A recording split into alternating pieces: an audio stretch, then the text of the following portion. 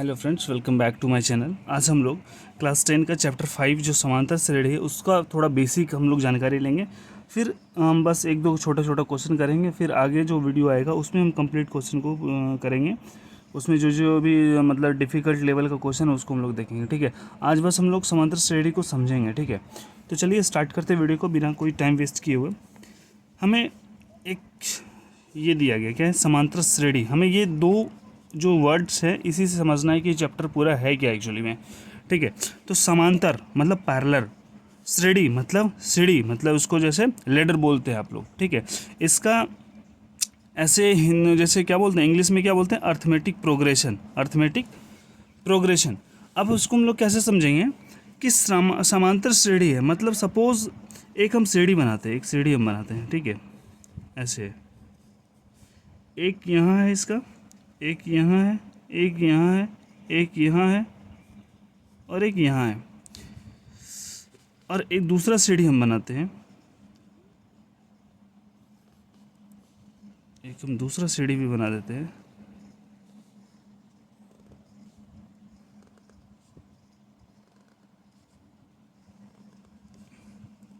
अब हमें एक चीज़ बताइए, इस सीढ़ी को हम लोग समांतर सीढ़ी बोलेंगे या फिर इसको हम लोग बोलेंगे? थोड़ा सोचिए और सोच के बताइए। एक्चुअली में क्या है ना कि ये जो है इसका जो डिफरेंस है, देखिए ये कितना बड़ा है, एक से दूसरे के बीच में कितना बड़ा गैप है, फिर दूसरे से तीसरे में देखिए छोटा गैप है, फिर तीसरे से चौथे में देखिए थोड़ा गैप बढ़ गया है, और इसमें फिर गैप घट गया है। मतलब ये क्या है ना, ये अनपैरेलल इसको बोलते हैं, अनपैरेलल नहीं है। मतलब ये क्या बोलते हैं इसको, कहीं कहीं गैप बड़ा है, कहीं गैप छोटा है, कहीं गैप बड़ा है, कहीं गैप छोटा है। इसको अब देखिए, इस सब का गैप एकदम इक्वल है। आप इसको नापेंगे तो इक्वल नहीं मिलेगा, मैंने हाथ से किया है, लेकिन अब उसको बस समझने के लिए मैंने किया है। इस सब का गैप क्या है, इक्वल है। तो ये क्या होगा, ये एपी में नहीं है, इसको हम लोग अर्थमेटिक प्रोग्रेशन नहीं बोलेंगे, लेकिन ये क्या है, ये एपी में है। ये श्रेणी क्या है, एपी में। अब इसको हम लोग नंबर से समझते हैं। सपोज एक नंबर है 2, 5, 7, 9, 15, ये। अब हम लोग अब इसको कैसे समझना है कि ये एपी में है या नहीं।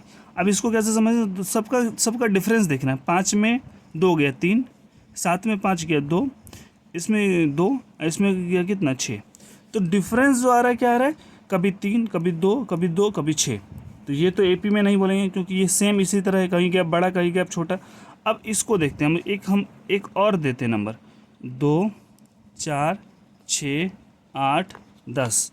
अब सबका डिफरेंस देखते हैं। 2, 4 से 2 में 2 का, 6 से 4 में 2 का, 8 से 6 में 2 का, और 10 से 8 में 2 का। सब जगह ये 2 2 का डिफरेंस है, तो हम लोग क्या बोलेंगे, ये एपी में है। ठीक है, अब हम लोग एक क्वेश्चन देखते हैं। कहता है एपी मतलब अर्थमेटिक प्रोग्रेशन 3/2, 1/2, -1/2 और -3/2 के लिए प्रथम पद और सार्व अंतर ज्ञात कीजिए।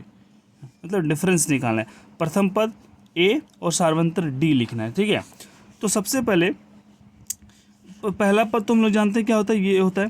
तो ए बराबर क्या हो जाएगा हमारा, ए बराबर हो जाएगा 3/2। ए बराबर क्या हो जाएगा हमारा 3/2। अब डिफरेंस कैसे निकालते हैं, डिफरेंस कैसे निकालते हैं, डिफरेंस कैसे निकालेंगे। ये क्या है 3/2, 1/2 -1/2। अब इसको हम लोग A1, इसको A2 और इसको A3 मान लेंगे। अब हम लोग क्या देंगे, डी बराबर में, डी मतलब सार्वंतर, सार्वअंतर। अब हम लोग सार्वंतर कैसे निकालेंगे। अब A2 - A1 होता है, A2 - A1, तो 1/2 -3/2 लिखेंगे। अब दोनों का एलसीएम लेंगे, कितना हो जाएगा 2, 2 से 2 में डिवाइड, 1 से 1 को गुना, 1 हो जाएगा, माइनस 3, 2 से 2 यहाँ पे कितना हो जाएगा 3, इसमें इसको माइनस करेंगे कितना -2/2, इससे इसको डिवाइड करेंगे कितना -1। तो डिफरेंस क्या आया -1। तो हमारा ए बराबर क्या हो जाएगा 3/2 और डी मतलब सार्वंतर कितना हो जाएगा -1। ये हो जाएगा हमारा आंसर। ये समझ में आ गया। बेसिक सा क्वेश्चन है, बिल्कुल बेसिक सा। ये मे बी एग्जाम में एक नंबर का पूछ सकता है, मल्टीपल चॉइस क्वेश्चन में। ठीक है, नेक्स्ट देखते हैं। अब क्या कहता है, एपी के प्रथम पद लिखिए, जबकि प्रथम पद ए और सार्वंतर शायद कुछ क्वेश्चन में हम लिखने में गलती हो गई। प्रथम 2 पद लिखिए, 3 पद लिखिए।